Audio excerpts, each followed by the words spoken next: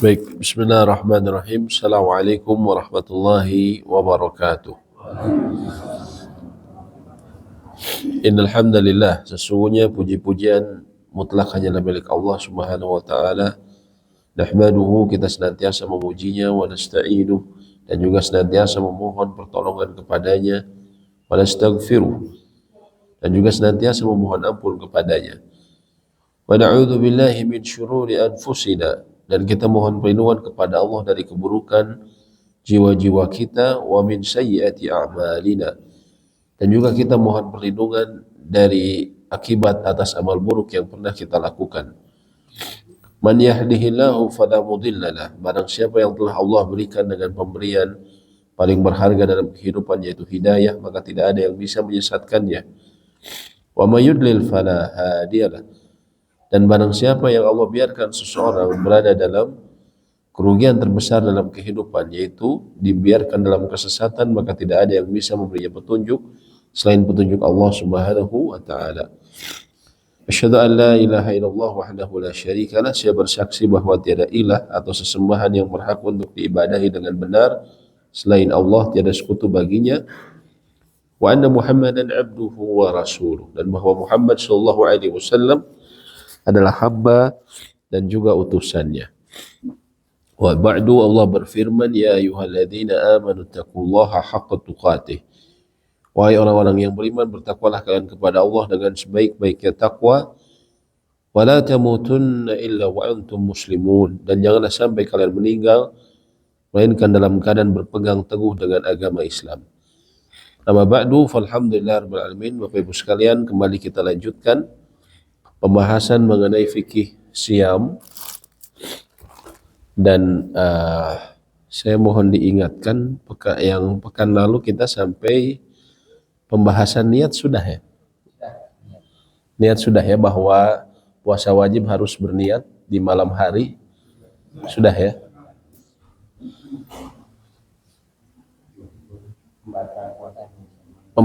Alasannya memperbolehkan tidak berpuasa sudah? Sakit dan lanjut usia ini sudah ya? Safar sudah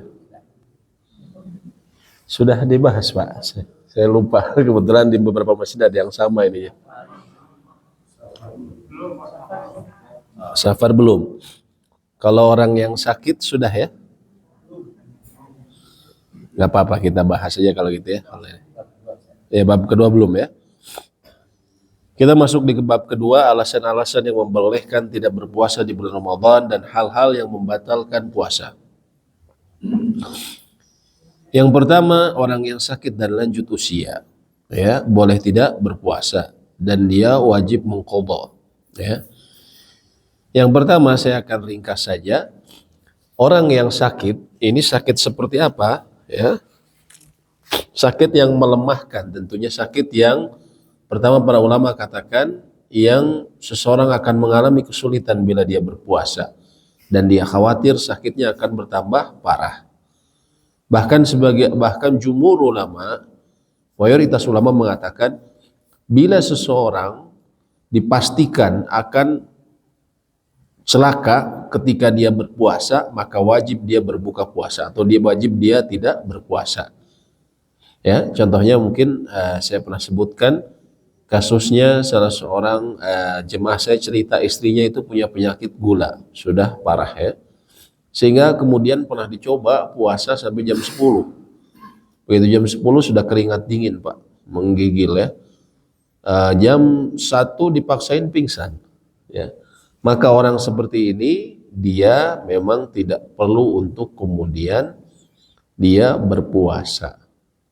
Ya, bahkan wajib kata jumhur ulama dia justru tidak berpuasa karena keselamatan jiwa itu didahulukan dalam Islam.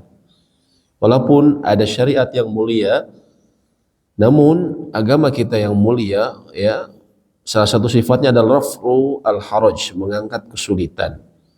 Sehingga bila ada sesuatu yang berakibat konsekuensinya pada ancaman jiwa, yang Allah larang juga kita untuk mencelakakan diri kita. Wala tulqu bi aidikum ila tahlukah, janganlah kau sebabkan dirimu sendiri pada kebinasaan. Sehingga pada saat itu seseorang jangan berpuasa. Ya. Lalu kemudian ya kita ketahui bahwa sakit yang seperti itu, pertama sakit yang tadi dikhawatirkan dia akan bertambah parah ataupun dia kesulitan, dia boleh tidak berpuasa, dan tadi ada sakit yang wajib untuk dia tidak berpuasa. Namun juga ada sakit ya yang ringan-ringan, maka itu tentunya tidak diperbolehkan untuk kemudian berbuka atau tidak berpuasa. Seperti ya sakit-sakit pusing-pusing ringan ya, atau mungkin ya beberapa orang kenapa nggak puasa, saya lagi sakit apa, bisul. Nah ini nyambung ya, kecuali bisulnya gede di mulutnya ya. Atau sakit-sakit lain, kenapa sakit apa, sakit hati. Wah, gitu. Tentunya ini tidak diperkenankan ya, tapi sakit yang jelas-jelas akan menyebabkan bahaya bagi dia. Sakit-sakit ringan tidak ya, pusing-pusing dikit ya itu biasa, hal yang biasa. Flu dikit tidak masalah, kecuali melemahkan yang membuat dia akan tadi kami sebutkan kriterianya. Lalu kemudian yang sakit yang tadi diperbolehkan untuk tidak berpuasa dibagi lagi menjadi dua bentuk. Karena ini nanti akan berhubungan dengan apa yang harus dia lakukan, konsekuensi yang harus dia lakukan. Yang pertama adalah penyakit yang disebut yurja bur'uhu, penyakit yang diharapkan kesembuhannya. Kemungkinan bisa sembuh. Contohnya apa? Seseorang ketika bulan Ramadan dia mengalami penyakit yang mungkin cukup parah tapi diharapkan sembuh. Contohnya apa? Tipes atau demam berdarah misalnya. Memang parah penyakit ini dan berbahaya, sehingga dia boleh tidak berpuasa. Tapi kan nanti biasanya insya Allah diharapkan bisa sembuh Pak ya. Ketika nanti udah sebulan insya Allah misalnya tipesnya dengan istirahat total insya Allah dia bisa sembuh ya. Orang seperti ini apa yang harus dia lakukan? Dia lakukan qadha di hari-hari yang lain. Ketika dia sehat, dia mengqadha sebanyak yang dia tidak berpuasa. Dan qadha ini hukumnya wajib. Hukumnya wajib. Ya. Dan berlaku juga ketentuan puasa-puasa wajib kalau dia mengqadha puasa yang wajib. Seperti harus ada niat malamnya, ya. Maka dia harus lakukan kalau dia mengqadha. Itu penyakit yang pertama. Jadi penyakit yang pertama yang diharapkan kesembuhannya. Jadi penyakit kedua adalah mala yurja bur'uhu, penyakit yang sulit diharapkan kesembuhannya. Ya, sulit diharapkan kesembuhannya artinya kemungkinan dia sembuh sulit. Seperti yang tadi kami sebutkan. Misalnya seorang yang masih muda hanya saja qadarullah dia terkena penyakit diabetes yang sudah parah. Kalau seperti ini ya, penyakit-penyakit berat seperti ini, penyakit jantung ya yang kemungkinan, dan penyakit jantungnya istilahnya berbahaya kalau dia berpuasa misalnya seperti itu, atau penyakit-penyakit lain yang sulit diharapkan kesembuhannya dan dia tidak mungkin berpuasa, kondisi dia pasiennya tidak mungkin berpuasa, maka dia tidak mengqadha. Tapi apa yang dilakukan? Membayar fidyah. Membayar fidyah ya. Begitu pula dengan orang tua yang sudah lemah, tua renta, yang dia namun masih berakal, ya, masih kalau diajak ngobrol masih ingat kayak gitu, maka dia membayar fidyah. Berbeda dengan orang tua yang sudah pikunnya parah.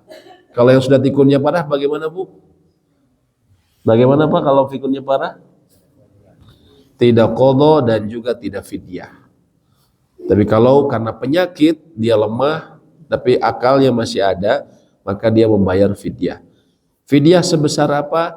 Fidyah ini sejumlah ulama ada berbeda pendapat. Dalam buku ini disebutkan 1 sok ya, atau setengah sok yang diberikan makanan pokok. Apakah harus sehari 3 kali? Tidak, tapi cukup makanan pokok kira-kira setengah sok kalau dalam buku ini. Ya, kalau untuk gandum itu kira-kira 1,125 kilogram. Untuk beras sebenarnya 1,250 kilogram. Tapi ini pendapat dari antara lain pendapat sejumlah ulama dalam mazhab Imam Ahmad. Adapun dalam mazhab Imam Syafi'i, mereka mengatakan satu mud itu satu begini. Kira-kira berapa satu mud itu? 0,75 kilogram. Sekitar 7,5 ons. Dan itu yang dipakai oleh Basnas ya. Maka tinggal dikalikan saja. Ibu misalnya tidak sakit, orang tuanya tidak bisa berpuasa sebulan penuh. 30 dikali 0,75, 22,5. Kalau ibu mau lebihkan sekalian satu karung ya 25 tidak masalah. Atau mau saya kasih juga sarden, mau kasih telur juga silahkan. Itu juga merupakan bagian dari kebaikan. Yang berikutnya safar. Seorang musafir boleh tidak berpuasa di bulan Ramadan dan wajib atasnya mengqadha berdasarkan firman Allah, "Faman kana minkum maridan aw safarin fa iddatun min ayyamin ukhar." Dan barang siapa sakit dalam perjalanan maka dia safar, barang siapa sakit atau dia safar, maka wajib mengganti sebanyak hari-hari yang dia tidak berpuasa tersebut pada hari yang lain ya. Dan yang diperbolehkan tidak berpuasa ini yaitu yang pertama adalah yang disebut safarun tawil, yaitu safar yang panjang. Safar yang panjang itu apa? Safar yang diperbolehkan seseorang mengqashar sholat yang asalnya 4 menjadi 2 rakaat. Disebutkan para ulama, safar ini adalah kira-kira safar sekitar perjalanan 4 burud atau 83 km ke atas. Ya, sekitar 83 km ke atas, ya. Maka kalau safarnya yang ditempuh sudah mencapai jarak seperti itu, maka dianggap merupakan safar yang panjang. Kemudian yang berikutnya adalah safar yang mubah. Safar yang tujuannya maksiat tentunya tidak boleh. Misalnya anak muda, dia safar mau kemana? Singapura, ngapain? Nonton konser, nggak boleh. Karena kata para ulama, justru tidak berpuasanya itu menambah kuat dia dalam kemaksiatannya. Maka tidak boleh tujuannya. Atau misalnya, saya mau safar kemana? Saya tidak berpuasa, saya mau ke Bali. Mau kemana? Ke Pantai Sanur. Apa di Pantai Sanur tadarusan? Nggak mungkin ya. Pasti berjemur paling. Nggak mungkin di Pantai Sanur tadarusan bulan puasa ya. Paling berjemur ya. Tujuannya maksiat maka tidak boleh. Kemudian juga ya, atau mencari-cari cara tipu muslihat agar bisa berbuka. Misalnya orang yang dikaruniai dengan kekayaan, dia lagi senang-senangnya makan. Ya, aduh saya lagi senang-senangnya makan gitu. Pas datang bulan puasa, saya lagi senang makan Padang. Udah saya dari Bandung pergi sengaja ke Bukit Tinggi, wisata kuliner di sana. Kan saya musafir. Judulnya kenapa? Karena dia mencari cara untuk tidak berpuasa. Nah ini tidak boleh. Tidak boleh ya. Dan ini memang ada orang seperti itu Pak ya.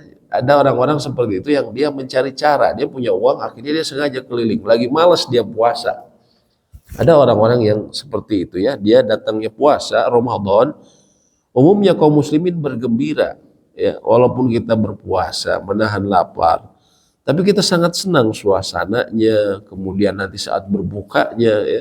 Tapi ada orang-orang yang seperti itu, yang hatinya merasa tidak suka. Akhirnya dia mencari hilah, tipu muslihat ya, agar tidak berpuasa, tapi dengan safar.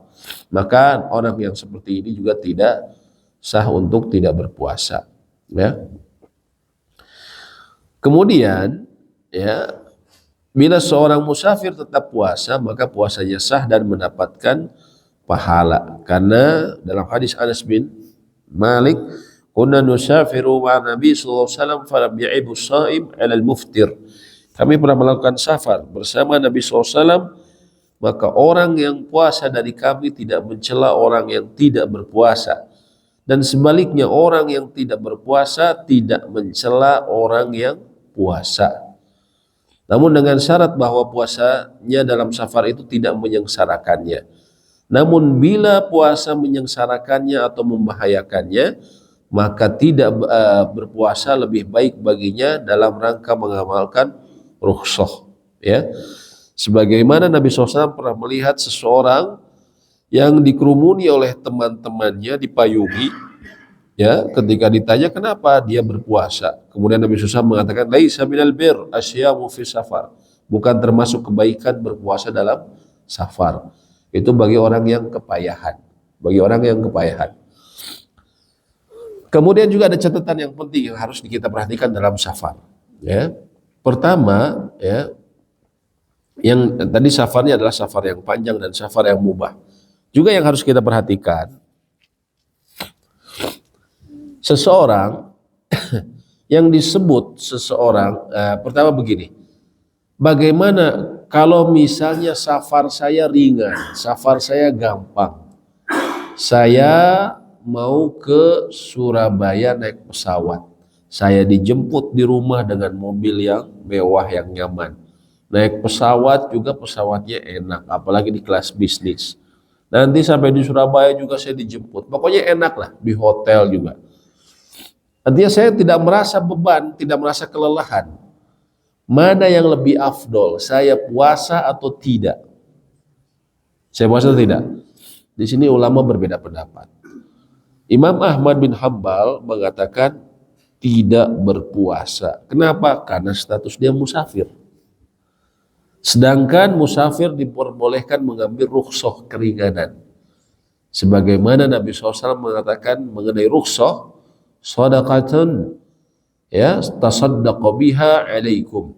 Namanya rukhsah itu adalah sedekah dari Allah bagi kalian. Faqbalu shadaqatah. Maka ambillah, terimalah sedekah tersebut.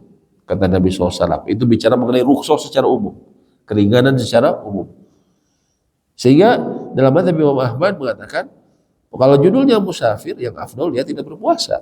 Kalau keadaannya sama, ya, keadaannya dia tidak kesulitan, tetap aja tidak berpuasa.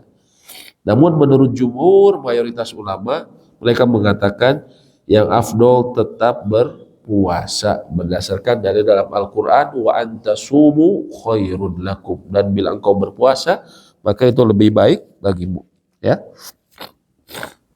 Ini supaya kita tahu, ya. Mohon maaf.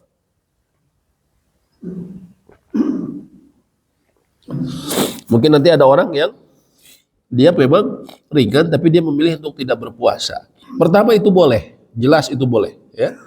Hanya saja mungkin masalah afdoliyah, dan afdoliyah ini kita tidak boleh memaksakan, ya. Oh enggak, kamu yang bagus begini, enggak usah, karena memang masing-masing ada di sini, ada imamnya, ada ulama-ulama terdahulu yang diakui yang menyatakan pendapat seperti itu, ya. Sehingga masalah afdoliyah di sini tadi kami sebutkan berbeda pendapat ulama, ya. Lalu kemudian yang harus kita fahami adalah yang disebut seseorang musafir dia boleh tidak berpuasa, ini kita harus fahami. Bukan artinya ketika dia dari rumah, oh saya mau ke Jakarta atau saya mau ke Semarang, kan itu sudah boleh safar, ya, termasuk ke Jakarta pun sudah boleh, ya. Lalu saya rencana kapan? Besok, ya, jam berapa? Jam 6 atau jam 7 pagi. Apakah artinya saya tidak sahur hari itu dan lalu kemudian mulai tidak berpuasa? Bagaimana, Pak? Nah, ini sering kesalahan. Banyak orang berniat saya melakukan perjalanan, ya, saya akan safar, saya besok ke Semarang atau saya besok ke Surabaya dan ke tempat yang lain, ya. Artinya besok kita nggak berpuasa, ya, karena kita mau safar. Tapi ketika azan subuh di hari tersebut dia masih ada di kampung halamannya, ya. Lalu apakah dia boleh tidak berpuasa? Dan dia memilih tidak berpuasa karena dia judulnya saya mau safar. Kalau judulnya mau safar, dia tidak boleh tidak berpuasa. Diperbolehkan itu apa? Kalau dia menempuh perjalanan yang panjang tadi dan dia sudah keluar dari kotanya, baru boleh, ya. Jadi kalau mau berangkat jam 7 dan kita berarti artinya kita dapat subuh di rumah kita, kita harus tetap berniat berpuasa malamnya dan tetap berpuasa. Baru nanti kita misalnya saya mau ke mana? Saya mau ke Semarang lewat, ya, pakai darat, pakai bawa mobil sendiri. Nanti ketika di Sumedang Anda mau berpuasa, mau berbuka puasa, silahkan. Karena syarat dari qashar, termasuk syarat dari berbuka puasa, kita harus sudah keluar dari bunyanu biladihi, atau bangunan kampungnya atau bangunan negerinya. Ya, dalam hal ini zaman sekarang kotanya. Kalau kita sudah keluar kota baru kita boleh. Tapi kalau kita masih di Bandung nggak boleh kita tidak berpuasa. Ya. Juga umumnya ulama mengatakan kalau seseorang safarnya dia sebelum subuh, ya, safarnya dia sebelum subuh, lalu kemudian dia tadi nyampe Sumedang setelah subuh, maka otomatis dia saat itu boleh tidak berpuasa karena status dia sudah musafir. Tapi kalau seseorang subuhnya tadi masih di kampung halamannya, ya, kemudian dia dia melakukan perjalanan jam 7 atau jam 9 misalnya, ya. Kemudian dia sampai Sumedang, ya. Tadi kami sebutkan boleh tidak berpuasa. Sebenarnya mohon maaf, ada dua pendapat ulama di situ. Apakah boleh dia kemudian di Sumedang tadi, kan saya udah keluar kota nih. Tapi saya tadi masih sahur di rumah saya. Bolehkah saya berbuka? Umumnya ulama atau sebagian ulama mengatakan tidak boleh. Kenapa? Karena dia tadi masih ada status mukim. Ya, kalau mau perginya sebelum subuh, karena masih ada status mukim, dia tetap harus meneruskan puasanya. Ini pendapat pertama.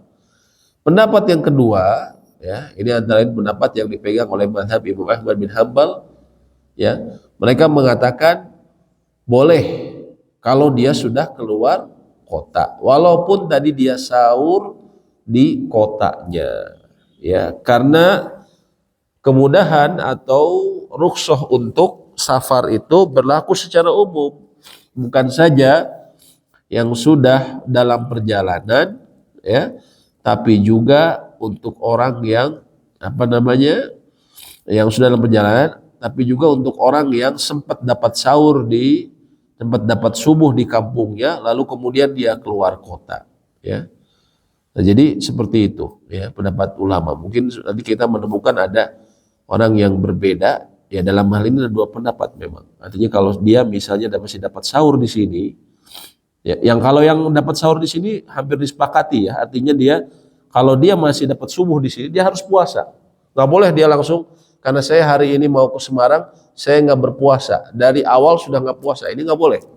Karena dia berdosa, karena dia masih mukim statusnya, belum safar. Ya. Yang perbedaan ini kalau sudah kemudian dia berangkatnya di bawah waktu subuh, ya, sudah pagi ataupun sudah menuju siang, lalu kemudian, ya, dia melakukan perjalanan. Ketika sudah di luar kota, apakah boleh dia berbuka atau tidak? Ya, sebagian ulama mengatakan tidak boleh, dia lanjut karena dia tadi masih dapat mukim. Dan Allah berfirman, la tubtilu a'malakum, janganlah kalian batalkan amal kalian. Ya. Tapi pendapat yang kedua mengatakan boleh karena judulnya dia sudah memang pokoknya musafir, artinya boleh. Dan kalau kami ditanya, kami lebih cenderung ke pendapat kedua ini, ya, karena itulah hakikat rukhsah. Terkadang orang yang memang dia paginya masih dapat di sini puasa, lalu melakukan perjalanan misalnya jam 9, terkadang dalam perjalanan, ya, walaupun dia tadi walaupun dia, ya, misalnya dia pergi jam 9-an, terkadang dia dalam perjalanan walaupun jam 10 sudah di luar kota, terkadang dia mengalami kepayahan, ya. Jadi sehingga dalam hal tersebut ya, artinya memang diperbolehkan, ya. Pendapat yang diperbolehkannya berbuka, wallahu a'lam, lebih kuat dalam hal ini, ya, karena keumuman diperbolehkannya seseorang berbuka saat safar, ya. Sama misalnya begini, Pak, kayak orang mau umroh bulan Ramadan, ya.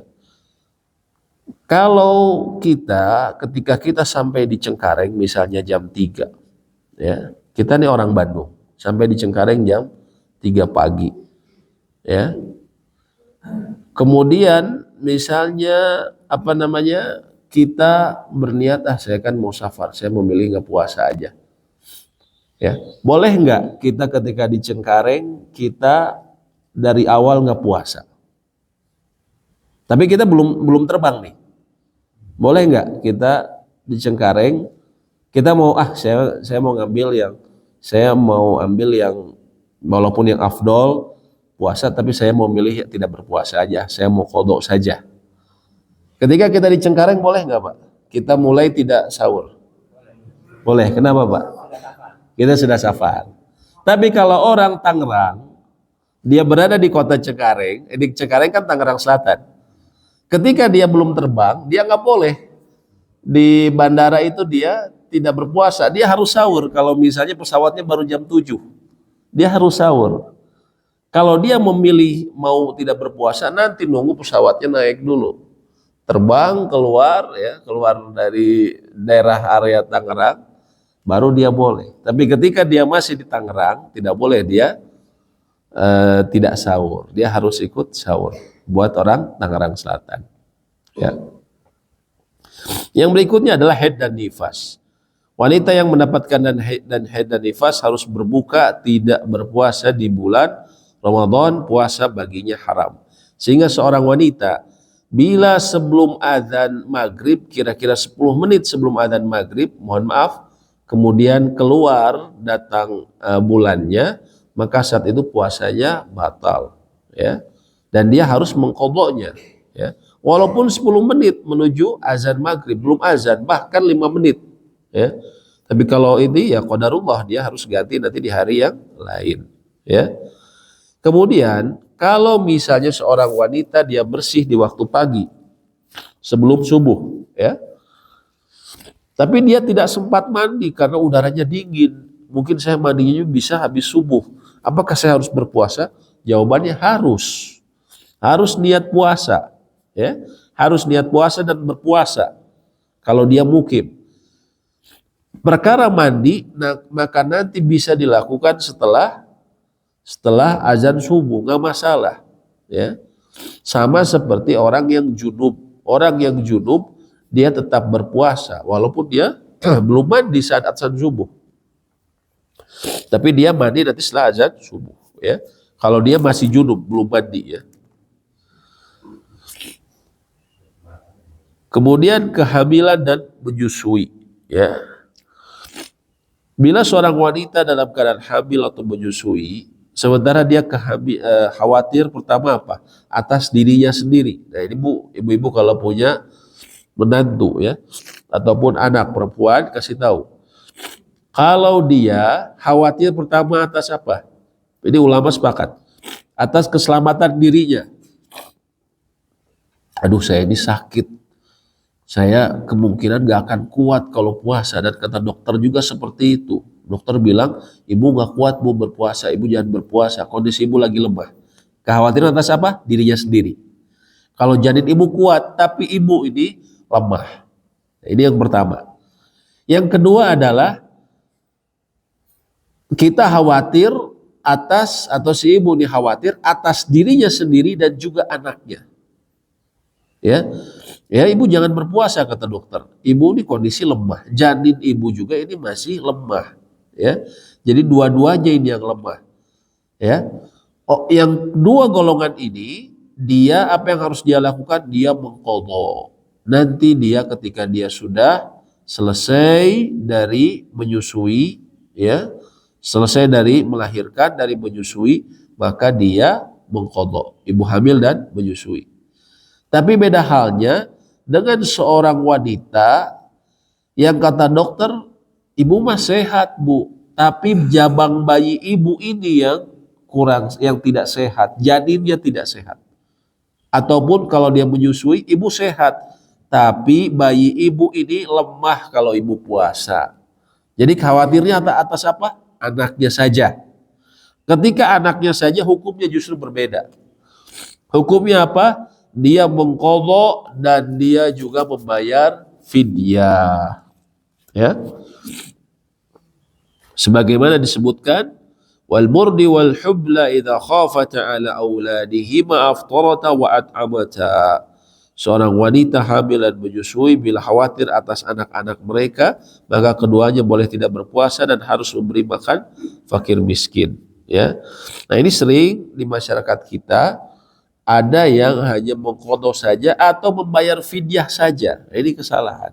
Ya, ini pendapat yang masyhur antara lain dalam mazhab Imam Syafi'i dan Imam Ahmad, dan ini pendapat yang lebih berhati-hati karena ada athar, ada keterangan dari sahabat. Jadi kalau wanita khawatir terhadap anaknya saja, maka dia membayar dengan apa? Fidyah. Fidyah dan qadha. Fidyah dan qadha, bukan fidyah saja. Biasanya mohon maaf di perkotaan saya sering dapat ibu-ibu tuh cuma membayar fidyah saja, Bu. Nah, ini nggak boleh, ya. Pembatal puasa, ya kita tahu pertama adalah makan minum dengan sengaja. Kalau misalnya tidak sengaja, ya beda lagi ceritanya. Ya. Nah ini bahwa orang yang berpuasa dilarang makan minum sesudah terbit fajar sampai terbenam. Ya, kami pernah sebutkan, Bu, ya, kalau di azan ketika ada misalnya saya megang minuman terdengar suara azan, pernah disebutkan sama saya hukumnya. Apa yang kita lakukan? Masih boleh. Nah itu pendapat yang syadz, pendapat yang ganjil. Umumnya ulama empat madhab mengatakan dia harus berhenti dan dia keluarkan. Jadi bagaimana hukumnya? Ketika azan kita ada makanan, terlambat bangun sahur, kita lagi minum, terdengar azan, apa yang harus saya lakukan? Di antara pendapat populer belakangan, pendapat populer yang belakangan adalah dia teruskan minumnya. Kenapa? Karena ada hadisnya. Katanya hadisnya, kata Nabi SAW, bila salah seorang di antara kalian tengah memegang minuman lalu terdengar suara azan, maka janganlah kalian taruh kecuali setelah kalian selesaikan. Ya, ada hadisnya seperti itu. Ya, ini pendapat pertama. Ya, sehingga yang utama apa? Dihabiskan saja. Dulu saya seperti itu. Kalau ada azan, saya sengaja bahkan orang masih azan terus saja minum, gitu kan? Nah, tapi ini pendapat yang dianggap syadz, ganjil disebutnya. Karena ulama empat mazhab mereka telah bersepakat bahwa pertama apa? Ya, sebagian ulama menganggap bahwa hadis barusan hadisnya lemah. Itu yang pertama. Sehingga tidak bisa digunakan sebagai dasar amal. Yang kedua apa? Andaikan hadisnya sahih, maka itu maksudnya bukan azan kedua, bukan azan dikumandangkannya untuk sholat subuh, tapi azan yang pertama. Dan memang ada keterangan lain yang menguatkan hal tersebut. Ya, Nabi SAW mengatakan apabila Bilal mengumandangkan azan, maka janganlah kalian berhenti makan, teruskan sampai Ibnu Umi Maktum yang azan. Karena azan yang kedua itu biasanya yang mengumandangkan untuk azan, untuk sholat, itu adalah Abdullah bin Umi Maktum. Ya. Nah, jadi artinya apa?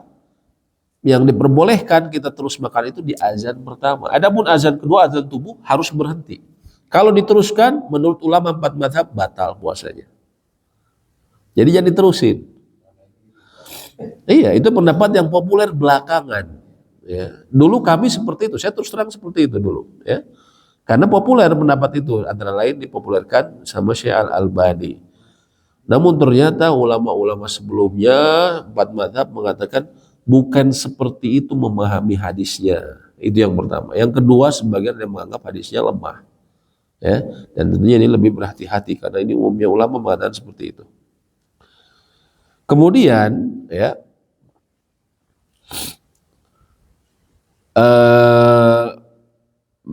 puasa ini juga disebutkan rusak disebabkan obat yang dituangkan ke dalam hidung, disebabkan semua yang masuk ke dalam perut, sekalipun bukan dari jalan mulut, dan hal-hal yang status hukumannya sama dengan makanan minuman seperti suntik yang memberikan nutrisi. Jadi suntik ini ada yang nutrisi, ada yang untuk misalnya bius. Kalau bius tidak mengapa, ya bius tidak mengapa. Tapi kalau nutrisi dia membatalkan. Isinya nutrisi. Ya. Kemudian bagaimana dengan obat tetes telinga? Ya. Mohon maaf, sebelumnya kita fokus dulu mengenai makanan. Makanan nih kadang orang sering tanya, bagaimana kalau ada sisa makanan? Gigi saya berlubang, ada sisa makanan. Apakah boleh ditelan? Kalau kecil dan sulit bagi kita untuk mengeluarkannya dan dia tercampur dengan air ludah, kata para ulama, maka bila tertelan tidak membatalkan. Karena sulit bagi dia mengeluarkan dan misalnya kecil dan tercampur sama ludah. Itu yang pertama. Yang kedua, ya, kalau misalnya agak besar dan bisa dia mengeluarkan tapi sengaja dia telan, maka hal tersebut membatalkan. Ya, misalnya bekas sahur, habis gosok gigi, karena lubang gigi kita besar, masih ada nyisa, ya. Dan itu makanan favorit kita, ya, ya daging, semur jengkol. Tuh jengkol lagi mahal sekarang sekilonya. Wah, sayang langsung ditelan sama kita. Apakah ada ini kan tadi saya makan sahur, tetap batal kalau kita menyengajakan seperti itu. Bagaimana dengan air ludah? Orang dulu terutama anak-anak ya, kalau mulutnya kering suka dikumpulin, ya kadang kita juga ya, suka dikumpulin air ludahnya di mulut. Lalu kemudian sampai mulut ditelan lagi supaya basah. Ya. Apakah membatalkan? Kenapa Bu? Membatalkan sengaja nih kayak gitu ya. Membatalkan? Tidak membatalkan. Tapi para ulama memperinci, andaikan dikeluarkan, contohnya apa? Ibu kumpulkan di mulut, lalu pindahin ke gelas, lalu kemudian diminum lagi. Nah itu membatalkan. Apalagi kalau dikasih es batu, es ludah, es ludah. Infus, karena dia infus ini kan banyak umumnya nutrisi Bu ya, maka membatalkan. Infus membatalkan. Ya. Tapi kalau untuk bius tidak. Ya. Bius ini kalau seseorang dibius seharian, mungkin karena operasi sangat besar, naudzubillah, dia sempat sahur, ya. Dia sempat sahur dan niat puasa. Kemudian dia diinfus seharian, dibius seharian sehingga dia tidak sadar. Ya, seharian dia sempat sahur dan dia tidak sebelum subuh dia sudah diinfus di anestesi ya, sehingga kemudian dia tidak sadar sampai maghrib padahal dia sudah sahur. Apakah dianggap puasanya? Tidak. Tapi kalau dia sempat bangun sebentar, ya, karena namanya judulnya puasa adalah imsak, menahan diri. Dia sebelum sahur, sebelum azan subuh dia disuntik. Kemudian dia tidak sadarkan diri. Jam 12 sempat bangun sebentar, 5 menit. Udah gitu tidak sadar lagi. Ya, bangun-bangun setelah maghrib. Apakah dianggap puasanya? Dianggap sah. Karena dia sempat bangun walaupun sesaat. Itu namanya puasa, itu imsak, menahan diri. Jadi harus ada dia dalam keadaan sadar, dia sempat terjaga, ya. Seperti itu. Bagaimana dengan tetes telinga, tetes mata, ya? Kalau tetes mata sampai ke tenggorokan nggak Bu? Nyampe nggak? Nyampe, terasa Pak? Terasa ya? Kadang-kadang terasa, ya. Ya, ya, emang umumnya ulama terdahulu mengatakan tetes mata tidak membatalkan puasa.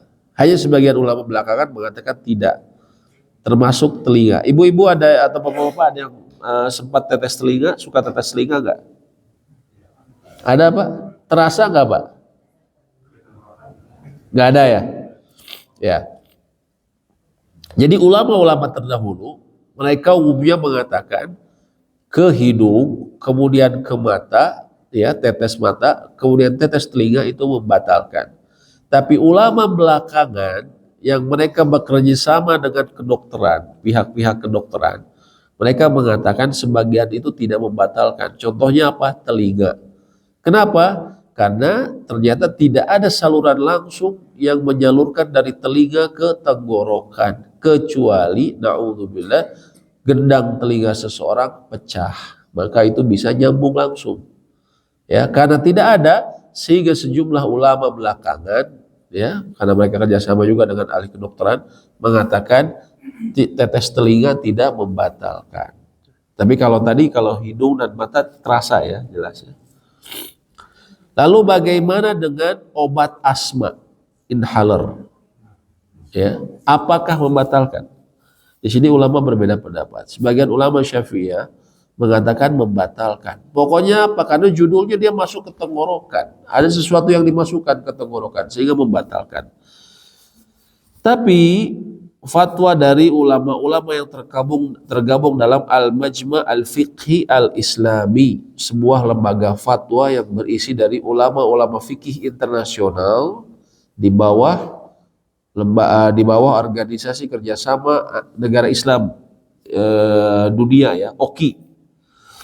Kan itu ada lembaga fatwanya juga, Pak. Jadi dari ulama-ulama seluruh dunia dikumpulin. Terus mereka mengadakan simposium ya. Lalu membahas masalah-masalah modern seperti obat asma. Zaman dahulu kan nggak ada ya. Kemudian dipanggil pihak-pihak yang faham, kedokteran, apoteker dipanggil ya, supaya lebih mendalam. Mereka memfatwakan tidak membatalkan. Kenapa? Karena obat inhaler ataupun yang sekarang modelnya AstraZeneca yang sering dibagikan kalau pasien BPJS, obat asmanya, itu berupa bubuk obat yang sangat sedikit. Ya. Seperti apa? Seperti debu. Ya, orang yang lagi berjalan atau naik motor, debu masuk ke mulutnya. Apakah membatalkan? Tidak.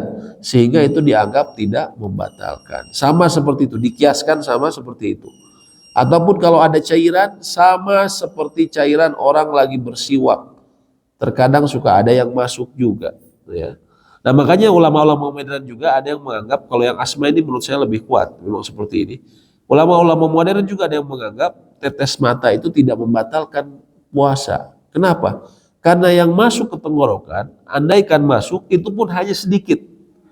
Seperti orang tadi bersiwak tuh boleh kan? Bersiwak kayak gosok gigi yang pakai kayu, itu ada cairan-cairan yang mungkin akan masuk ke tenggorokan, ya, atau ketika orang berwudu, ya, ada dengan jumlah yang sedikit. Karena ini jumlahnya sedikit, maka dianggap tidak masalah. Ini sehingga sebagian ulama modern mengatakan obat tetes mata pun tidak masalah, seperti itu. Ya. Bagaimana dengan obat yang lewat dubur, lewat belakang, ataupun lewat kubul, lewat depan? Ya mohon maaf, terutama buat perempuan kalau yang kubul. Ya. Kalau dubur laki-laki dan perempuan juga, misalnya orang ambien atau apa, kan lewat belakang. Apakah membatalkan? Fatwa ulama-ulama modern mengatakan tidak membatalkan. Kenapa? Karena tidak ada saluran langsung ke tenggorokan. Gitu. Harus lewat, jauh sekali perjalanannya, mau ke tenggorokan, gitu kan. Sehingga tidak, menurut mereka tidak membatalkan. Ya. Dan ini karena mereka riset juga tentunya dengan ilmu kedokteran modern. Ya. Lebih berkembang, anatomi tubuh lebih dikenali zaman sekarang. Seperti itu. Ya, yang terakhir adalah di sini disebutkan, yang terakhir kami sebutkan adalah berjima, hubungan intim suami istri. Ya, kalau orang melakukan hubungan suami istri di siang hari bulan Ramadan, ya, karena sengaja, ya, karena sengaja. Kalau lupa beda lagi hukumnya, tapi jarang orang lupa ya. Karena sengaja, maka ada sejumlah konsekuensi hukum yang berat bagi dia. Pertama apa? Dia berdosa besar, sehingga dia harus bertobat. Segera bertobat kepada Allah. Yang kedua apa? Yang kedua, dia harus mengqadha hari dia ketika tidak berpuasa tersebut, atau dia membatalkan dengan perilakunya tersebut. Dia harus mengqadha. Dan yang ketiga, dia harus melakukan kafarat. Yang kafarat ini dilakukan secara berurutan. Hadisnya ini, ya, seseorang yang tidak dia mohon maaf menggauli istrinya di siang hari Ramadan, Yang pertama adalah dia harus membebaskan budak. Nggak ada sekarang di Bandung budak. Baru boleh dia pindah yang kedua. Apa? Puasa 2 bulan berturut-turut tanpa henti, tanpa putus. Dan ini khususnya buat laki-laki. Kalau laki-laki melakukan seperti ini sama suaminya, maka benar-benar harus 2 bulan berturut-turut dia tidak berpuasa. Dihitung ya kapan saya mulai kafaratnya. Saya mulai bulan ini nih ya, bulan misalnya bulan Juni, maka Juni dan Juli. Kalau di akhir bulan Juli udah nyisa, saya udah puasa 59 hari, nyisa 1 hari lagi. Tiba-tiba di grup WhatsApp teman SMA ngundang makan-makan. Ada teman saya buka restoran, ya, restoran restoran Padang Baru, ya, Sari Embu, bukan Sari Bundo, Sari Embu, karena ini perpaduan sama Sunda. Pokoknya buka, di sana ada makanan yang enak-enak semua yang saya suka. Libur dulu sehari. Kan saya udah puasa 59 hari. Tinggal 1 hari libur dulu sehari. Dia libur sehari. Lalu apakah dia tinggal 1 hari lagi melanjutkan? Tidak. Kalau dia melakukan seperti itu, maka dia mulai lagi dari 0. 2 bulan lagi dia puasa. Jadi nggak boleh putus sama sekali. Ini berat makanya konsekuensinya. Konsekuensinya berat. Ya? Gara-gara makan Padang jadi jadi 2 bulan lagi puasa, ya. Nah itu kecuali perempuan, karena perempuan dia ada haid dan nifas, maka itu hal tersebut dianggap. Kalau dia sudah puasa 30 hari, kemudian dia haid 5 hari, apakah kemudian dia lanjutkan sisanya? Dia lanjutkan sisanya, karena haidnya ini bukan atas pilihan dia, Bu, ya. Sehingga beda ini sama perempuan sama laki-laki. Nah pertanyaannya, mohon maaf, kalau berhubungan suami dan istri di siang hari, apakah dua-duanya harus kemudian melakukan itu atau tidak? Ya. Tadi yang pertama kan membebaskan budak, kemudian dia kafarat puasa. Kalau tidak mampu, saya sudah tua, baru dia kemudian pindah ke yang ketiga. Dia memberi makan 60 orang miskin. Orang tua nih misalnya. Saya sudah tidak kuat saya puasa, tapi kalau itu saya kuat. Jadi, artinya apa? Dia harus memberi makan 60 orang miskin. Nah, tadi kalau istrinya, bagaimana dengan istrinya? Nah, para ulama memperinci. Kalau istrinya melakukan dengan sukarela, mohon maaf ya, suaminya sudah misalnya di luar kota 3 bulan datang, istrinya langsung, dia tahu ini Ramadan, siang hari, sadar, dia melakukan dengan sukarela, maka istrinya berlaku hukum yang sama. Dia harus juga melakukan hal yang sama. Tapi kalau istrinya melakukan dipaksa sama suaminya, nggak ada pilihan, dia sudah ingatkan, dipaksa, Pak ya teh bulan Ramadan, tos tabuh 5, nangan tosan sajam gitu. Suaminya nggak mau, ya. Maka dia istrinya cukup mengqadha saja.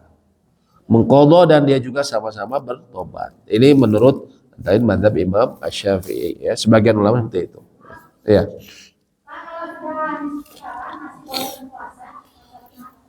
Seseorang yang terbiasa untuk puasa sunnah, maka walaupun sudah lewat setengah bulan Sya'ban, tetap dia boleh berpuasa. Yang tidak diperbolehkan itu orang yang tidak terbiasa berpuasa. Tiba-tiba saya ingin Senin Kemis. Dari kapan? Mulai dari tanggal 21 Ramadan. 21 Sya'ban. Gak bisa. Setelah dekat ke Ramadan gak boleh. Kalau setelah lewat setengah bulan Sya'ban. Pertama itu. Orang yang boleh ini yang terbiasa dia puasa sunnah. Yang kedua apa? Orang yang mengqadha puasa yang wajib. Saya masih punya hutang nih.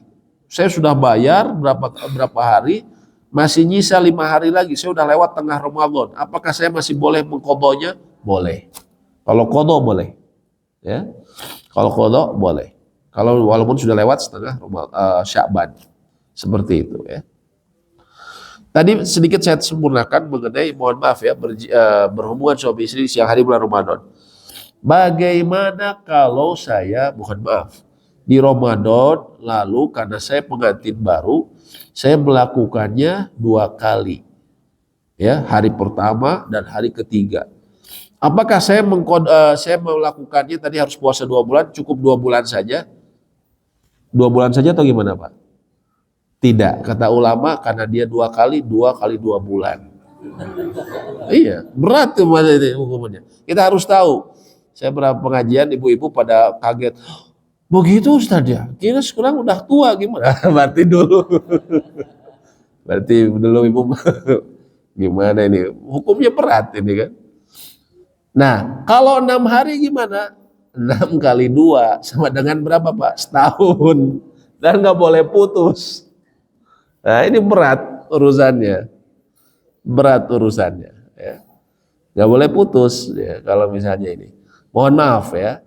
Kecuali dilakukan dalam 1 hari. Mohon maaf, berkali-kali. Maka apakah harus dia ganti sebanyak itu? Tidak, tapi digantinya tetap 2 bulan karena yang dihitung per harinya itu. Seperti itu. Apa Bu? Kalau seseorang memang lemah, jadi harus sesuai tertib urutan. Pertama tadi apa? Membebaskan budak. Kalau memang masih ada budak, dia harus bayar budak. Gak usah puasa. Tapi kalau budak nggak ada, baru dia pindah tadi. Dia berpuasa 2 bulan berturut-turut. Kalau ini nggak mampu dan dia tahu memang saya benar nggak mampu, bukan berbohong. Ya, dia tahu sendiri kan karena ini urusannya dengan Allah. Nggak ada orang yang negor. Ya, urusannya dengan Allah. Kalau dia tahu saya nggak mampu puasa 2 bulan, maka baru dia boleh memberi makan 60 orang miskin. Memberi makan. Oh enggak, boleh sekaligus. Misalnya kita ngasih 60 nasi bok dibagiin sekaligus. Atau kita ngadain di rumah, ya sudah kita sediain prasmanan, diundang 60 orang miskin yuk makan bareng-bareng. Atau misalnya, aduh saya nggak punya uang kalau sekaligus 60, saya hari ini mau 20, besok 20. Apakah boleh? Wallahu a'lam. Ya, secara zahir boleh. Ya, seperti itu. Ya itu kalau 1 hari tetap dianggapnya 1. Kadang suka bertanya, ada jemaah saya tanya, bagaimana kalau misalnya batalnya bukan karena itu, batalnya makan, tapi niatnya mau itu. Nah ini sama saja, ini ngakal-ngakalin ya, dan Allah Maha tahu. Ya. Baik, ya, sampai situ yang bisa kami sampaikan. Apabila ada pertanyaan lagi mungkin silahkan, kami persilahkan. Ya.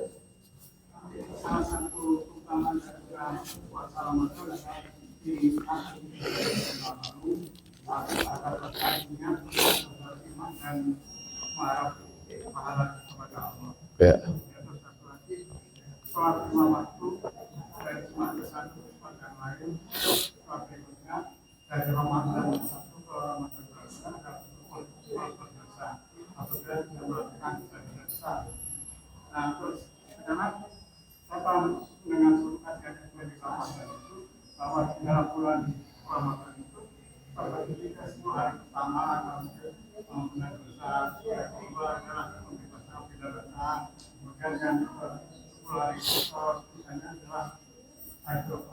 Iya.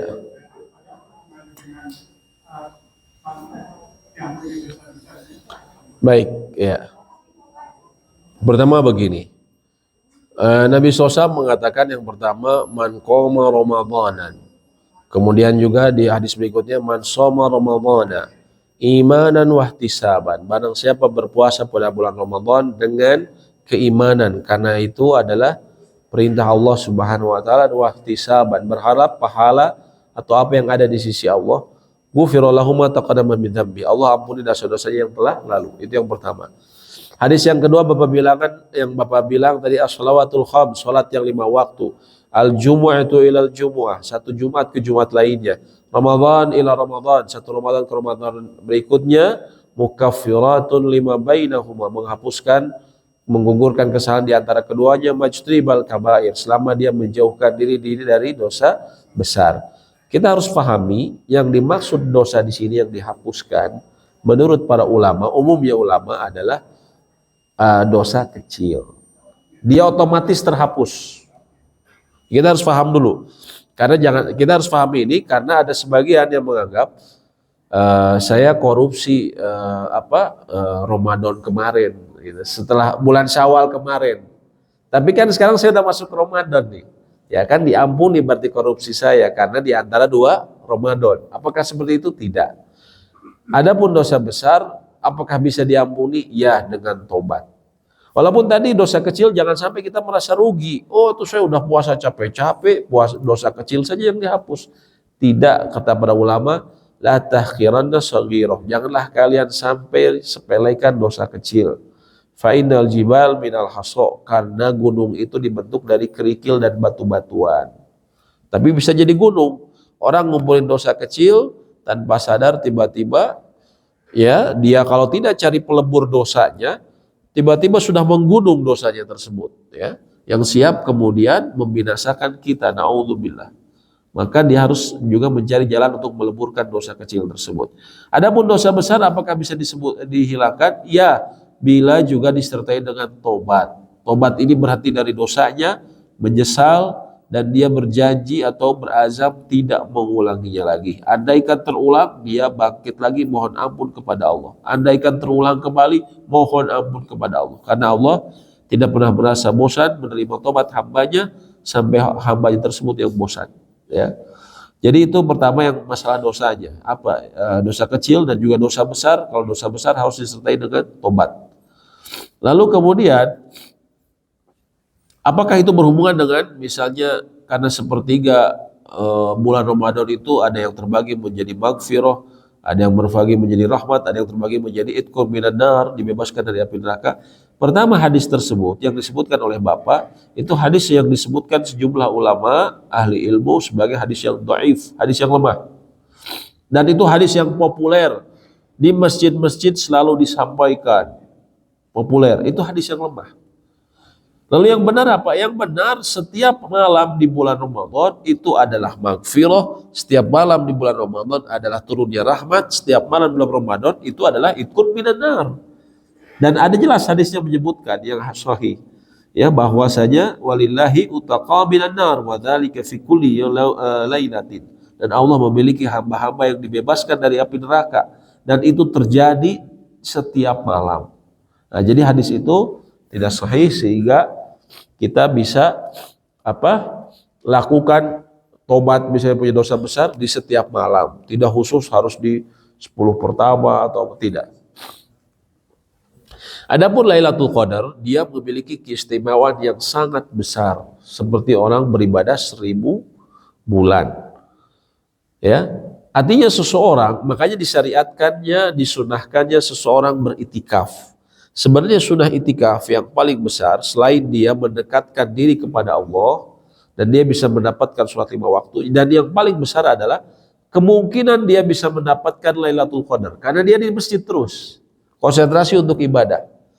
Karena orang yang melakukan ibadah pada malam tersebut bertepatan dengan Lailatul Qadar, ya, maka dia seperti orang yang beribadah sebanyak berapa? 83 tahunan tanpa putus. Kita ya usia kita sekarang, Nabi SAW bilang amaru ummati, umur umatku ini baina sittina wa sab'in, umumnya antara 60 sampai 70. Dan sedikit yang melewati itu, kata Nabi SAW, umumnya, ya. Itu sampai yang 80 saja sedikit. Dan kalau misalnya 80-an kan kita nggak diisi sama ibadah terus. Ya, kalau dipresentasikan paling ibadahnya cuma berapa. Ya, itu pun belum tentu diterima. Tapi ini kalau beribadah di malam tersebut, kita dicatat 83 tahun ibadah tanpa henti. Makanya itu malam yang luar biasa. Ya, oleh karena itu usahakanlah nanti ketika 10 hari Ramadan, terakhir Ramadan, usahakanlah untuk mencari Lailatul Qadar. Ya, berjaga-jaga minimal di waktu-waktu ganjil. Ya, minimal di waktu-waktu ganjil, walaupun kita sempatnya, aduh saya bisanya cuma malam saja, gak apa-apa, malam. Hidupkan malam kita dengan, terutama kita di masjid, ya, hidupkan dengan itikaf di masjid, berzikir dan ibadah-ibadah lain seperti itu. Allahu a'lam bishawab. Kalau di rumah, kalau itikaf harus di masjid menurut umumnya ulama. Kalau umumnya ulama, ya, di masjid. Tapi kalau seseorang tidak memungkinkan dia ke masjid karena satu atau dua hal, tetap dia beribadah di rumah. Dia berharap semoga bisa mendapatkan juga Lailatul Qadar. Kalau memang tidak memungkinkan, jangan ditinggalkan. Karena dia nggak sempat ke masjid, udah saya tidur aja. Jangan. Ini malam yang sangat mulia. Ya, Allahu a'lam bishawab. Ya. Iya.